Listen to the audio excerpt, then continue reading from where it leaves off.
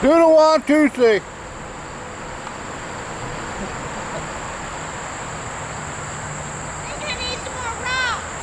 You need some more rocks in that boat. It's not dragging enough yet.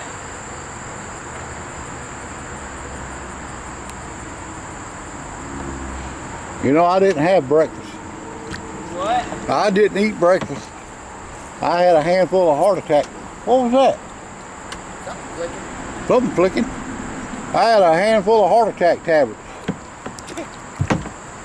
Cholesterol, blood thinner, blood pressure, diuretic, and a Viagra for good measure, you know, get me going in the morning. I knew what I was facing. That's why I can paddle so good. Keep your paddle stiff. Yeah, keeps my paddle, keeps my oar stiff.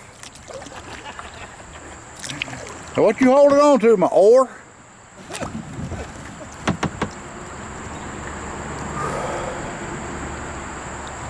It's wearing my old butt out.